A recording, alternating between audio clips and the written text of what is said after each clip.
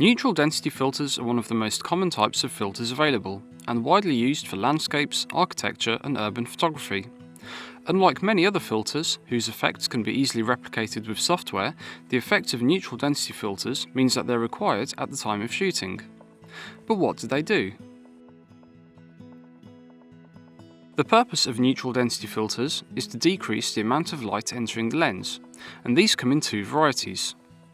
The first type has the same density across the whole filter, meaning that whichever way you position it in front of the lens, the effect should be the same on the image. You can buy these in different strengths, which determine how much light passes through them, and you can also find variable filters, which can have this strength changed as and when required. It's these types of ND filters which are also built into a number of recent compact cameras.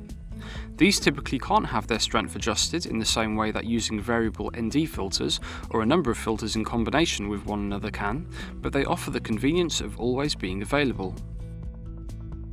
By reducing the amount of light that enters the lens, the photographer can take particularly long exposures for smooth skies and water in landscape shots, or to increase the blur from any kind of movement in other scenes. Something else these filters allow is the use of wide apertures in bright conditions while retaining a shallow depth of field. Normally, in such a situation, the photographer may be forced to use a smaller aperture in order to capture the image within the available range of shutter speeds, and this can affect depth of field in the frame. Using an ND filter here, however, gets around this restriction. The other type of ND filter is known as graduated, or grad for short. These have a neutral density effect on one side and gradually change so that the other side is clear. Graduated ND filters are commonly used in scenes where the exposure for only a certain area needs to be controlled. The most common situation is in landscape photography, when photographing a scene that contains a bright sky but a darker foreground. Trying to expose for both at the same time may be difficult for a camera, with a correctly exposed foreground coming at the expense of a blown out sky, and a correctly exposed sky leading to a darker foreground. By using the darker part of the filter against the sky, however, both sides can be captured without detail being sacrificed in either.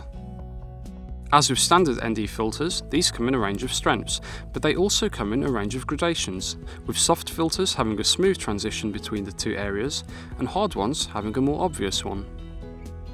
Filters with a clear definition between the two parts are particularly suitable when capturing a scene with a defined boundary, such as a horizon, although many of the scenes suit filters with a softer transition, and it's not uncommon for photographers to combine the two. The camera and lens you're using also influences the extent to which this transition is visible, and this can also determine which type is more suitable. For more tips and advice, subscribe to our channel, visit us on Twitter, Facebook or Google+, or check out wexphotographic.com/blog.